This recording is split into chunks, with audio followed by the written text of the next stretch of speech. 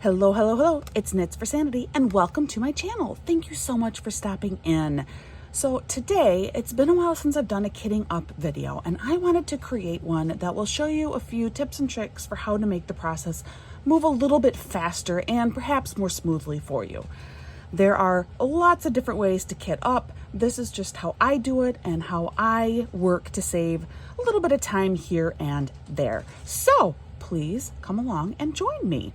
All right, first thing, you see I got a huge mess going on here on my desk, and that's just because I have gotten everything together that I will need, I think. Of course, along the way, you always discover things that you may have forgotten. So I have my preferred choice for containers to put my drills in, which this is an Elizabeth Ward container right here. In addition, I have extra Elizabeth Ward containers sitting over here on the side. My guess is this painting that I am kitting up has 66 colors in it, so I may need a second Elizabeth Ward container, and I do happen to have one more available, so I may have to pull that out. We'll see. And of course, all of my drills are sitting here. I actually have an extra little plastic bag, which I may or may not need, and I'll tell you about that when I get there.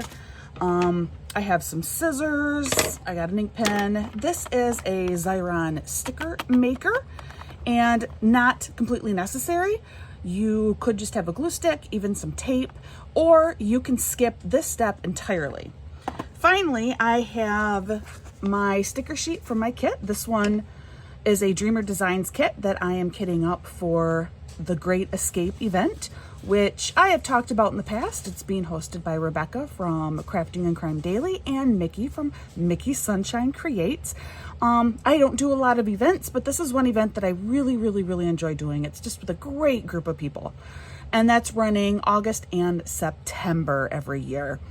But this is my sticker sheet. In addition to that, I went and I made a couple of photocopies of my sticker sheet, and I did it in two different sizes. So this one was made at 100%, perfectly matches with this one, with the actual sheet, and this was made at just 90%. And I will tell you why I made those two different sizes in a second. Finally, this is my diamond painting journal. Now, this is definitely not a necessity. A lot of people don't use diamond painting journals, but some people do. I do. I like to have like a record. I like to, note things and jot things down. And so really all that this is here you can see I have added, all of the different diamond paintings that I have done over time, and then I put some notes in there. And so that's what this is. All right, so the first thing I do is I actually set up my diamond painting notebook as my very first step. Mostly because then once this is set up, I can kind of just put it aside and I don't need to come back to this until I'm actually working on my painting. All right, so how I do that, the first thing that I'm going to do is I do remove the sticker. That is a image of what I am actually going to be working on. If you have a kit that does not come with a sticker sheet, I have been known to print off an image from the website of the painting, or sometimes they come just on a sheet that's not a sticker sheet, and I will just cut that out and then make a sticker out of it, or glue it down, or even tape it down. But this one was really nice because it did come as a sticker sheet. So I put this down first. Now, for my start date on here, I don't know if you can really see, it has a start date and end date. I always count my start date as the day that I actually put down my first drill, which isn't going to happen yet. It won't happen till at least August 1st, and I may actually hold off a little bit longer than that before I actually begin this painting. All right, then something else that I used to always do, but it is very time consuming, but it is still actually my preferred way to do things, is removing each of these. See, these are all little individual stickers.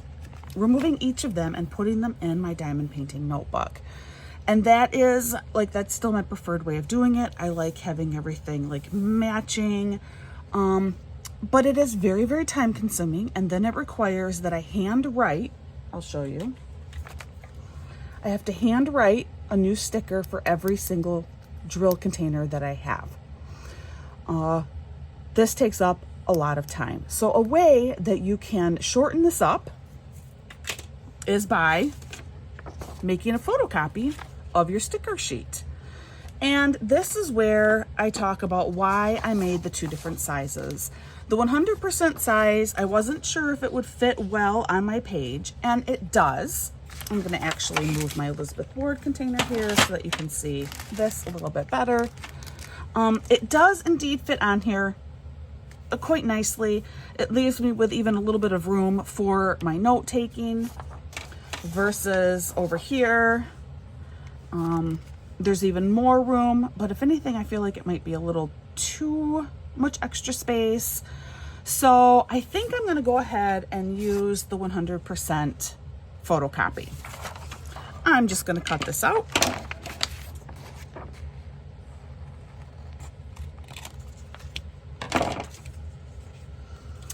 All right, now I've cut this out. I inadvertently used my sticky scissors. I don't know if you're like me, but I have like one pair of scissors that I use to cut tape and stuff, so I call it my sticky scissors. I don't use it to cut paper. And that was a pair that I accidentally grabbed, so my edges are a little bit more rough on here. Alternatively, you know, if you have a paper slicer, you can use that. But now here we go. This is my copy of the legend. I'm gonna go ahead and run this through my Xyron sticker maker. If you don't have a sticker maker, you can always, of course, glue it down. You can even tape it down. There are a multitude of ways that you can get this sitting in your diamond painting notebook. But for me, I'm just gonna put it in my sticker maker right here. And if I remember, I'm gonna go ahead and I will link to Xyron in my description below. You can purchase Xyron products like off from Amazon and stuff, but quite often the Xyron website,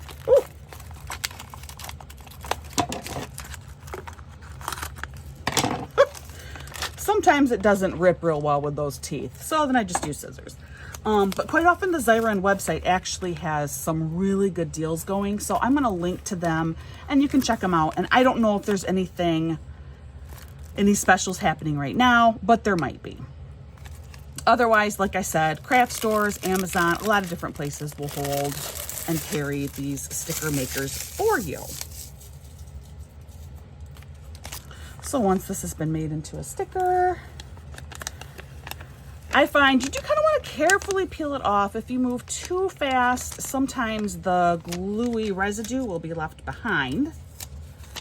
And then I'm going to go ahead and we're going to carefully move that hair off from my page there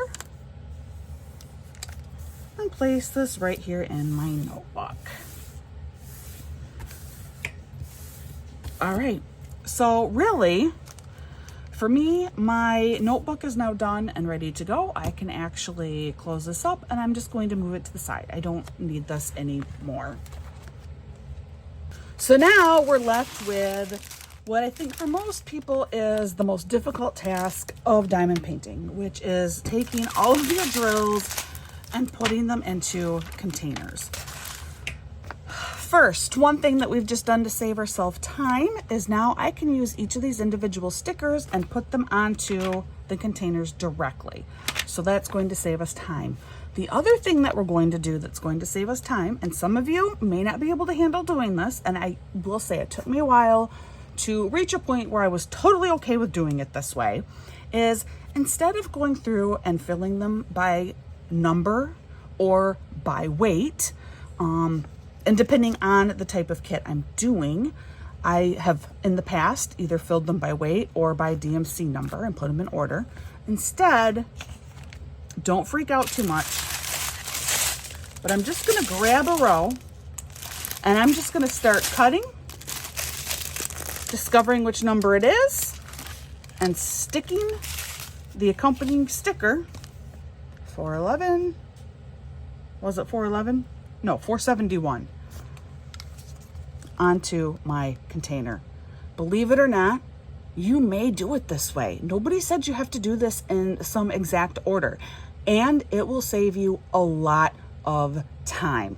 Something else that might save you a little bit of time, and I don't have it out here. See, I did forget something. Is pull out a drill container, and I will show you why. So we're gonna kind of take the one strand we're gonna work on first. We're gonna push this stuff off the side a little bit. I'm gonna cut off one bag. I'm going to cut off the end. Dump my drills into here. Now, it is summer by me right now, so the static is not a huge problem for me at the moment. I have talked about what I do in extreme static situations in other videos, but just real briefly, so you are aware, what I will do is I will put the drills into a container and I add, here, I cut up some dryer sheets and I put in several dryer sheets in here. Then I stick the lid on and I will shake up those drills with the dryer sheets inside of my container. And that does a pretty good job. If there continues to be problems, I will add a little piece of dryer sheet to the drill container as well. But that's just real in brief what I will do with some extreme static situations. All right, but in this case, like I said, it is summer and I don't have that. This was color number 702, or it was number 20. So we go down, number 20 is number 702. I'm going to just remove this one sticker and put it right onto my, these little ones are kind of hard to get the sticker to fit on there correctly. All right, so it's on there. It's not on there perfectly. Something else you can do, but again, it takes more time, is cut off the number 20 and just don't use that part of the sticker. And then this part will fit much nicer onto your container. Let's see if I can remove this and I'll show you what I mean. Just put it down so it should come off okay. So what you can do, take your little bitty sticker here, take scissors, and we just cut off that number 20. And now I can put it down. And it does fit a little bit better on there.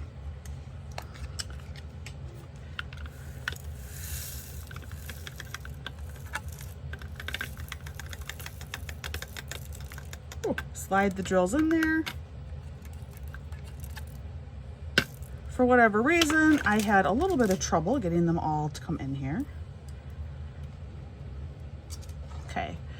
You'll notice there are a couple of escapees that are present in here. I don't let that bother me, not at all. I'm just gonna close that right up. When it gets to the point where I pour out this color, then if I wanna remove those, I can. I'm just gonna slip it right in here in my Elizabeth Ward container. When I am all done, then I will go through and numerically organize them. All right, so here we are doing number 19. See, I am on a roll right now, which will be kind of helpful. Just repeat, we're gonna cut.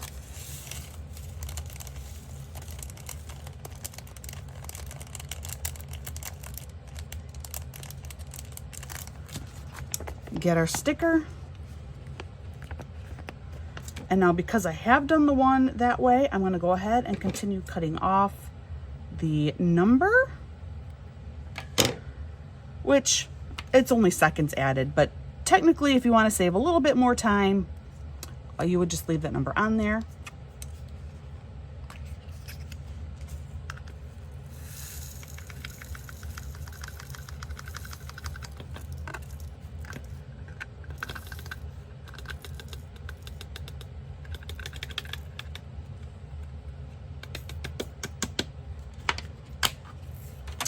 And we're gonna go ahead, swap it out.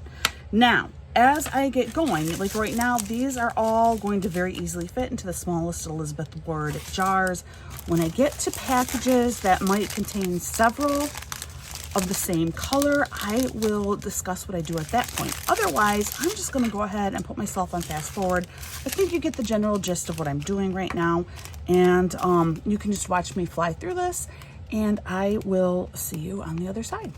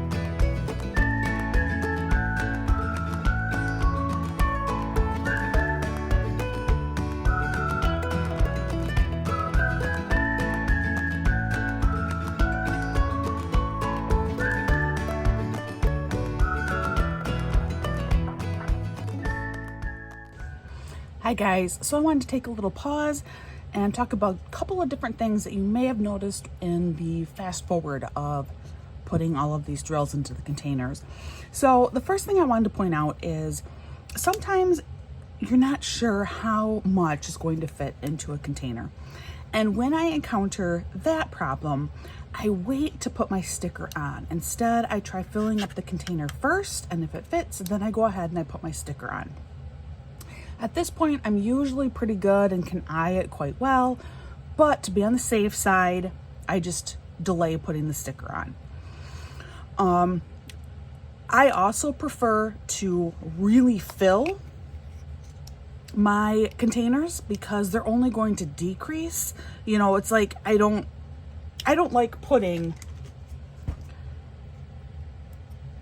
and filling a container like maybe a quarter of the way full. I'd rather have it like really full to start with, and it just saves space in my tray over here.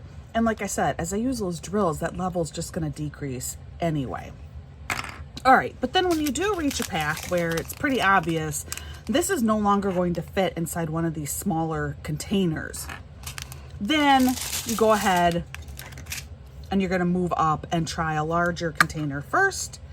This is the next size that Elizabeth Ward offers. So this is number 32. I'm going to cut it. Now the other thing that will happen when you start getting more drills, which is why I stopped here, is you're not going to want to dump the whole pack into your drill tray at once. I mean, it's going to depend a little bit on the size of your drill tray, but you're going to want to space it out a little bit.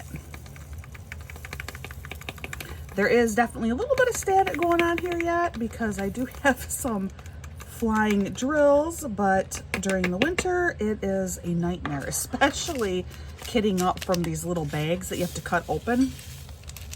Oh, I hate kitting up these types of things in the winter. And in fact, I generally avoid it and will only do kits that come with pre-bagged drills because it's such a pain in the butt to do. So, you know, make a little bit of a mess here with the static. We almost have them all in there. Coax the last couple down in. Maybe. There's a couple of rough spots on this particular tray, so I don't usually use this tray because of that. But when I was in a pinch at the beginning, realizing, oh, I forgot the drill tray, I just grabbed the first one that I found. And then, you know, I kind of look around, make sure I got the flyaways, pop those in here. All right, and as you can see, this is a very, very, very full container. But that is actually what I prefer. I'd rather start super full.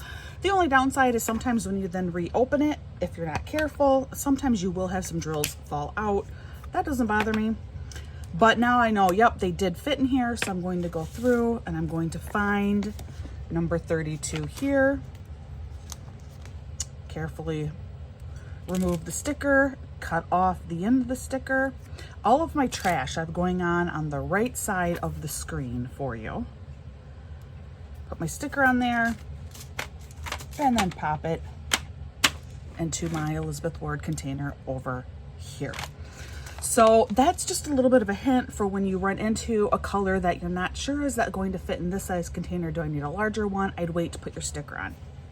Now, the other thing that did happen, and I blame my husband because he came over to talk to me and ask me a question. And so I cut off the number here. And no, I cut off the DMC code. And so originally I had it placed down the number, which I don't know what number that was, with the image. Fortunately, I caught it in time. So I went back through, I carefully peeled off the symbol, cut off the chronological number, and then was able to find back the DMC code and stick it on there. Again, I blame my husband. He came over and asked me a question while I was doing it, and so that's why I made that mistake. All right, so let's, I think, continue moving forward. The one thing that I'm not 100% sure I'm going to encounter in this kit. I might, when I get to, no, I don't think I will.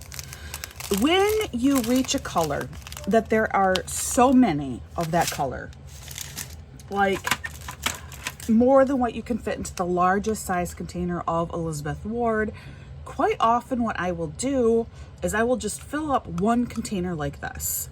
And then I will put the remaining colors into, I lost my little plastic Ziploc bag. Here it is. Then what I'll do is I'll take like an entire pack and just keep all of the extra drills inside of this Ziploc bag. I will label the Ziploc bag. In this case, I actually would just use like the Streamer Design sticker. I'd write the name of my kit on here, Little Owl, put that on the front of the bag.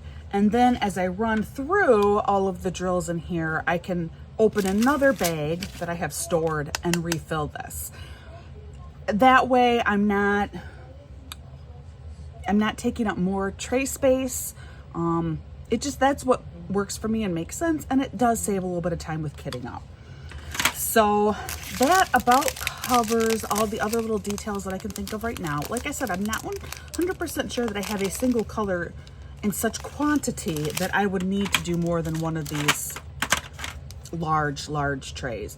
Now, the exception would be if you have a painting that is primarily one color, then I'd go ahead and I'd fill up 2 of these and save the other colors, just because you're going to run through this so fast that it will become kind of annoying to have to keep going back and filling it up with another bag of the drills.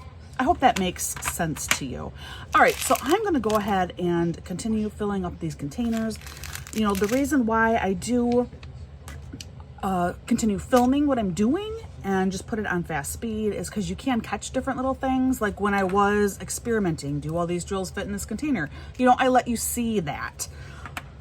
So I am going to go ahead and finish up this whole kitting up process, and then I will go over organizing your drill tray as well as now what we do with our canvas.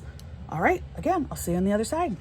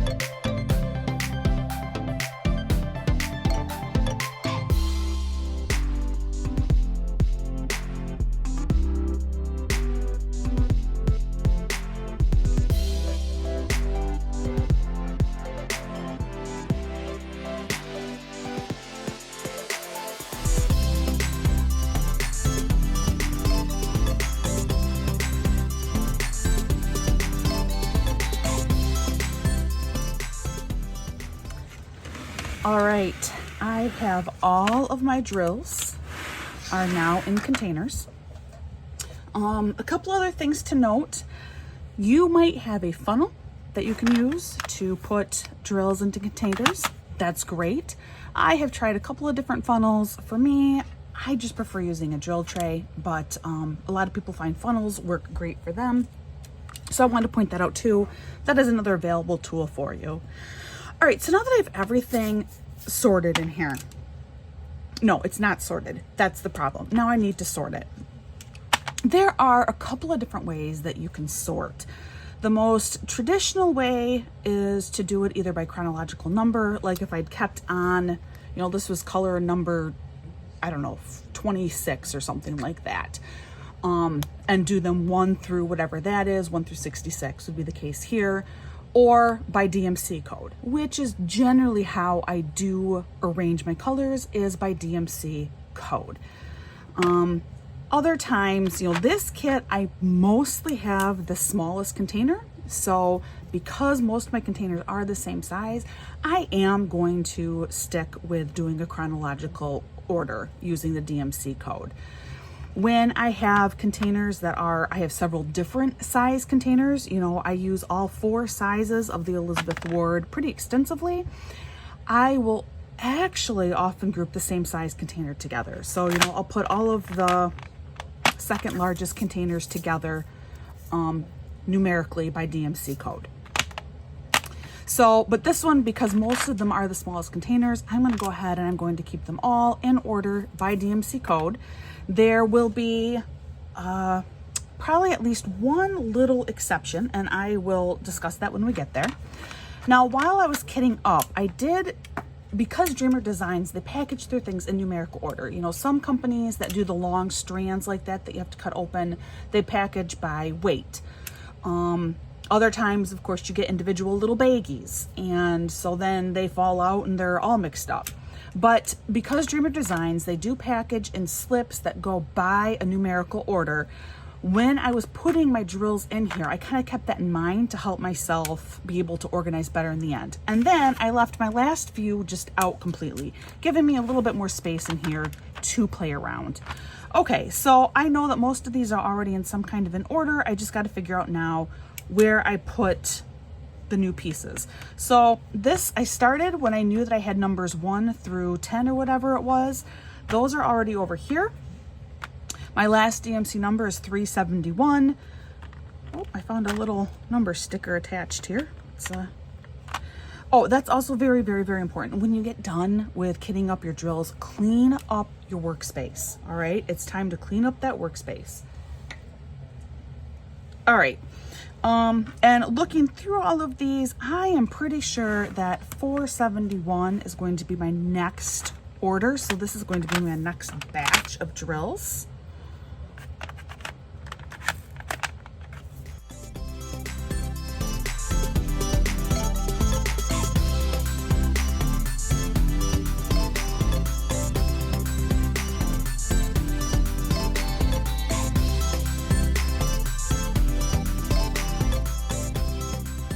All right, they are all in here. They are in approximately numerical order. As I'm working on my kit, I may find that I was off by a couple. I can just switch those around. As you can see, I have one extra that doesn't quite fit in here. This is number 727. Looking back through, I have a couple of options.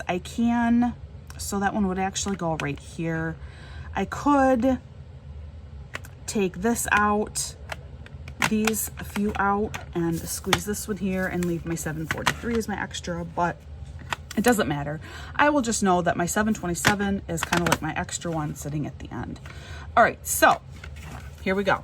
This is now completely put together. Again, this is for the very thorough. I like to have everything ordered very nicely. I like to keep a diamond painting journal.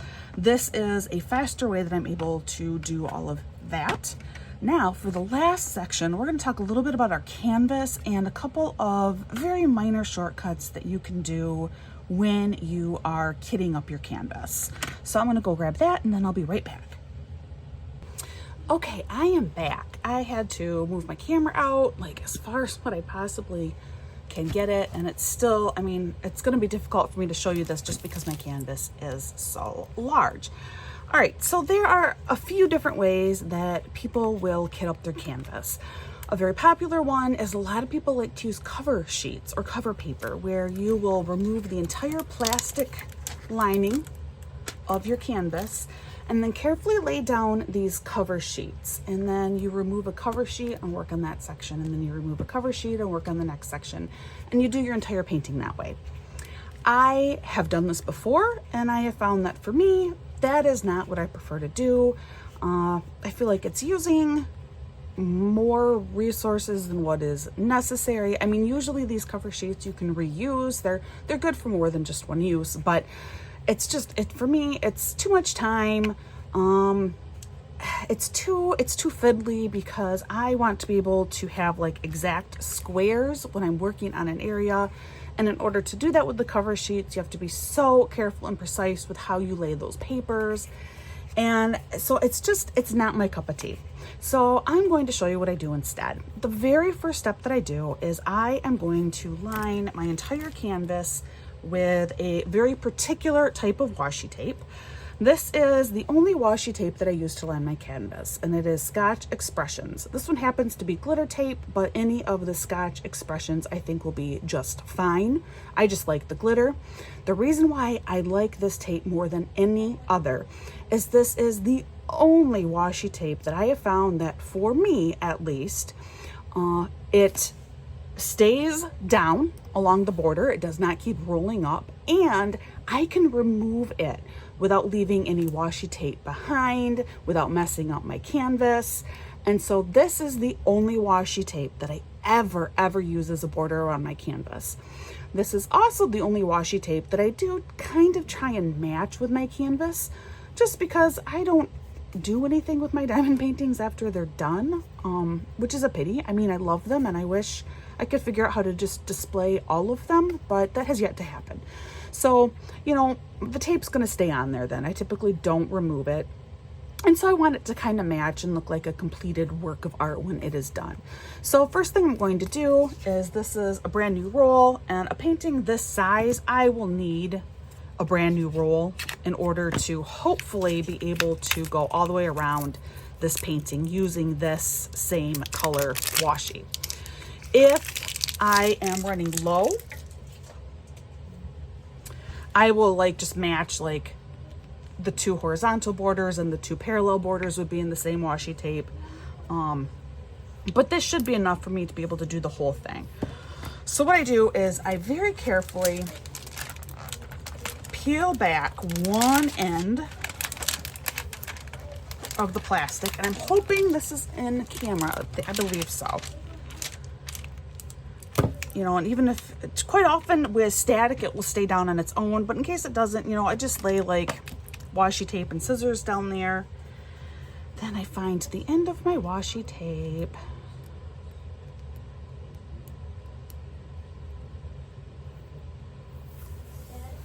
And what I want to do is I am just laying it down right on the very edge here. This canvas, actually, the glue is poured very well. There's not a lot of overflow of the glue, but there's a little bit. So I'm going to go right beneath that first layer where you lay drills, and carefully running my washi tape all the way down the painting, carefully correcting when necessary.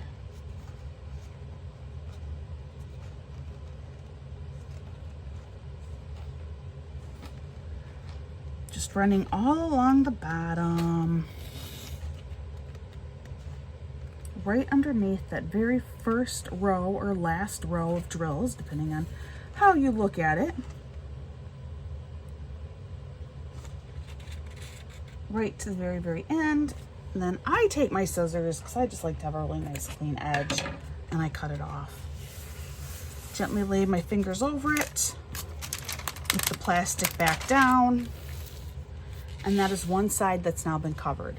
Now, because again, I do like to keep things very equal, I'm actually going to turn my painting all the way around and do the other side, matching side first. So I'm gonna flip this around and do the top now. And there's two reasons why I do that. The first one is so that it's the same on both ends. So I'll have the same sides overlapping the tape on both ends. If you know what I mean by that. It's a minor thing. Like I said, I tend to be a little bit neurotic about some things.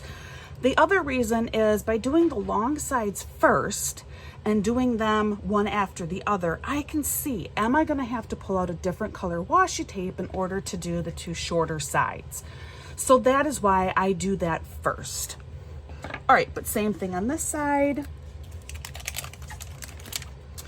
Now you may be saying, but wait, that's gonna cover up your legend a little bit on the side of your paintings. That is absolutely correct. And that is why I keep a diamond painting journal. So that if for some reason I do want to refer back to the full legend, I have a copy of that available for me to look at.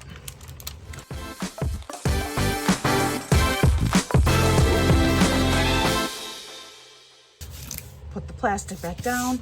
Voila, we have two sides done. So now we do the theoretically easier two and do the shorter two sides. Same thing again on this side. But this time you're going to line it up right next to the sides here. And again, I like to try and have it like completely match up with my other washi tape side. So it's really, really nice and even. All right, so that's one side done. So here we are on our very last side here.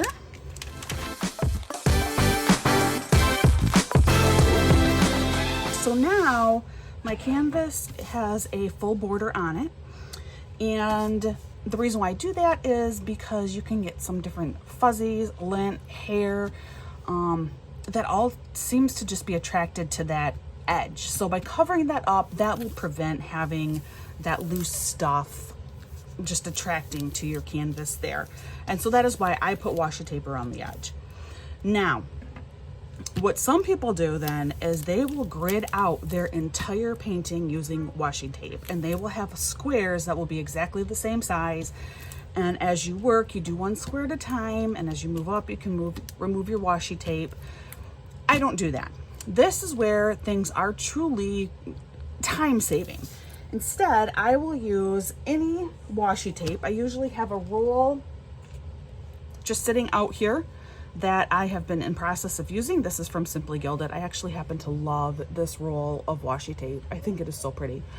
And what I do is, while I do like to work on squares that are about the same size, with a canvas this large, because I will never have the whole thing actually on my table at the same time, my focus is now just going to be on what am I going to be able to accomplish in a normal session for me.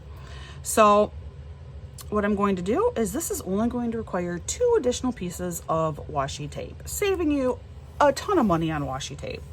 I am going to go ahead, I'm going to pull out a full length, and I'm gonna look at my canvas and I'm gonna eyeball about how wide or how deep do I want my first row. And for me, this is maybe a little bit small, but this looks pretty good, especially for the purposes of this video. I'm gonna pick this row right here. I'm gonna carefully lay it down across the whole row, again adjusting as needed. And I lay that washi tape so that it is kind of just cutting off. This is a circular, a round drilled painting. So kind of where it's just kind of cutting off the circle of the row above where I want to work. That just gives me, for sure, plenty of space to be able to pull up my plastic as I'm working. Then finally, I just cut one more piece that's going to be about this length. So however wide I made that, that's about how long I'm going to cut my washi tape. And I'm going to figure out how much do I want to do in my very first square. We're going to put it right about here. Doing kind of the same thing where I cut into the row next to it just a little bit to give me enough room to be able to cut this square out and have full exposure of all of the drills that I do want to get down in this square right here. Now, here we go. So I'm going to do this square first. I will take my scissors when I am ready, and I will gently cut right here, up through here. I will use my cover minder and hold this section of plastic up. I'll complete this square. When I'm done, I will remove this piece of washi and just move it down and repeat. Move it down, repeat, and do my last section. When I'm done with this whole first row, I am going to remove my long piece of washi tape, and I will just move it up to approximately right here, where I will lay it down again. I'll take my short piece again, and I'll do the exact same thing and go through my row that way. It really does not take up any more time. In fact, it is faster than gridding out the whole thing, where I'd have all of my rows already done, all of my tape laid down. It actually moves quite a bit faster doing it this way, if you are comfortable with having, you know, that little bit of uncertainty anyway. But that's really it. That's it for, you know, any kind of additional tips and tricks for kitting up the canvas portion of your diamond painting. Excuse the background noise. I do have a son over there playing video games. As always, please let me know, if you have any questions or comments about what I've done. Let me know in the comments below. And of course, there's always a faster way to diamond paint, and that is simply by lifting up the edge, putting down a something to hold this in place, like a cover minder, and just putting down all of the colors that you see, and then keep peeling back your plastic. So that would actually probably be the fastest way to do it, but I'm definitely a little bit too neurotic to do it that way. So yes, but if you do have questions, please definitely write them down in the comments. I would love to hear from you. But like I always say, please just practice kindness. You don't know what someone is going through. You don't know what their situation is right now. Just like people don't know what you are going through, or what kind of day you have had, or week, or even, the year you may have had. So just be kind. Show a little bit of extra patience and kindness to those around you, and it will pay off in the end. Otherwise, I hope that you are having an absolutely wonderful day, and I will see you again real soon.